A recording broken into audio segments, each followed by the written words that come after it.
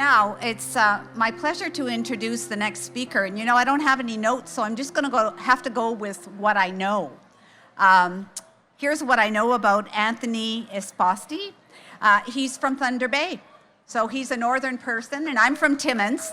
So, he can't be that bad. Well, he's looking for some acknowledgement here. We have to give it to him. Here's what I learned today. He's a triathlete as well.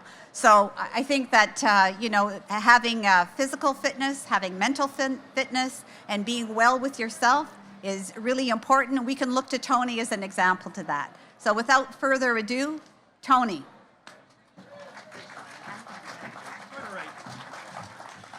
She only called me Tony because I referred to myself as Tony Esposito at one point, so that's stuck in her head. So, and growing up in Thunder Bay while Tony Esposito was still tending net for the Chicago Blackhawks with a name like Anthony Esposti, it was challenging. So, anyway, thank you so much, Joanne, for your words today. Thank you, everyone, for coming. Thank you especially to our community partners who showed up today. Let's hear it for them. And all the other members of the community who showed up to show their support to end stigma with respect to substance use and substance use disorder, and to help travel with us on our road to wellness. I'm actually a person with living experience with an alcohol use disorder. I'm fortunate enough that I've spent the last 9 years in a stable state with respect to my disorder.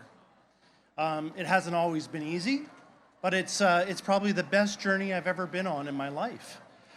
So thanks everyone again for coming. We're gathered here today. That's a weird way to start things. But anyway, we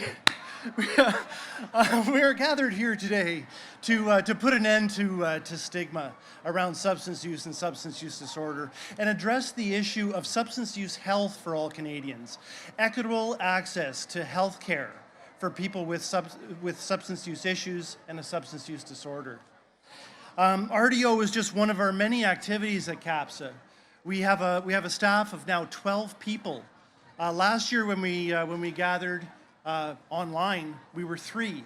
So we've grown, and we're growing our influence in the Canadian marketplace in addressing these issues. What we really are looking for is that equitable access to health care. And next year is going to be an exciting year for us. Stay tuned. In about 10 minutes, we'll tell you what that's all about.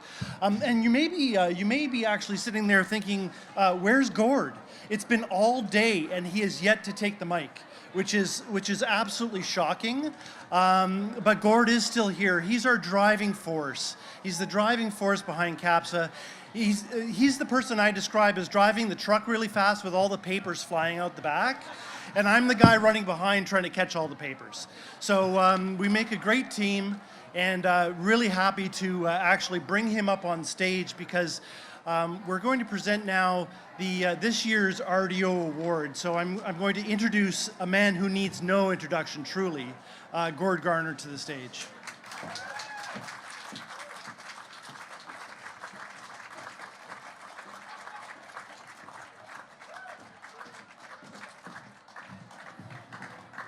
Hi, everybody. I just want to say hi to my mom and my brother. It's their 6th year here, and so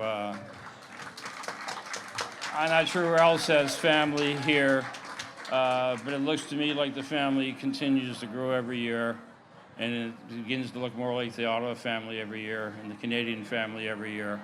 And I encounter a lot of people as I walk around. And I encounter people that were helped by other people. And you begin to hear rumors about people doing wonderful stuff that you haven't really met yet.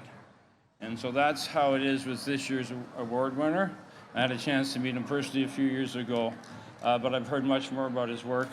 And so I'd like to introduce Frank Leaney to the stage.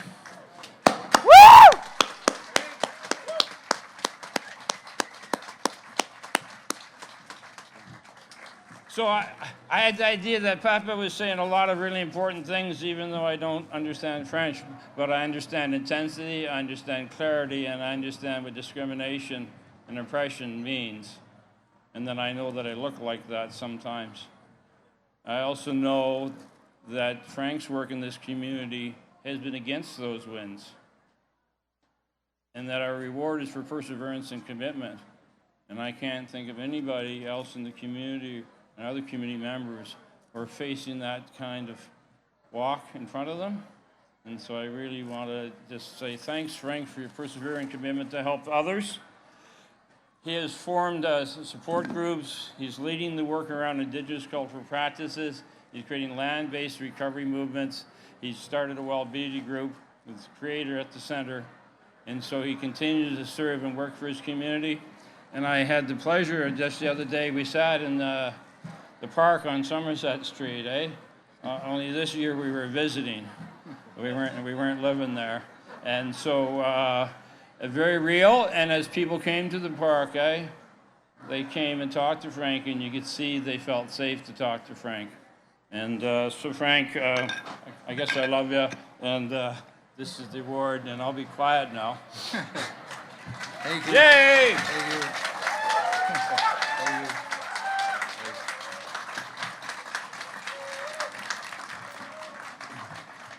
I just want to say thank you. I want to acknowledge Algonquin territory. Grateful to be here today. Beautiful day. I didn't write anything down as a speech or anything, but I'm really honored to accept this. I remember when Adar accepted it a couple years ago. I was so impressed with how eloquently she spoke, and hope I can do half the job. But I just want to thank. There's a lot of people that helped me in my recovery. The issues, the addiction, mental health, all that stuff could apply to me, and it's been a long road of recovery. I've had a lot of help.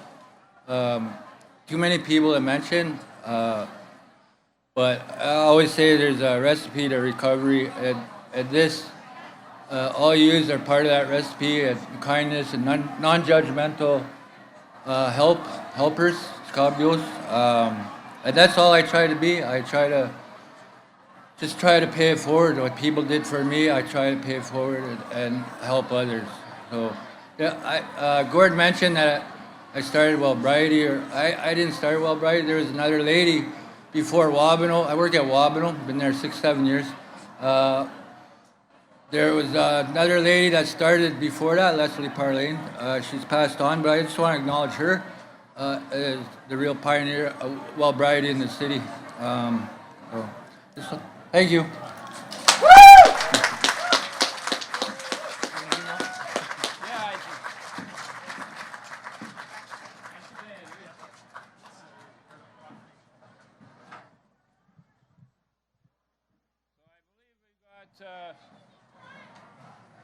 We've got the mayor queued up. So Mayor Watson has been here every year since 2013.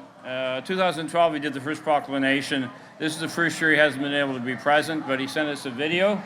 And I'm not the technical person, so there'll be a pause here while we wait for that to happen. But I just want to recognize that.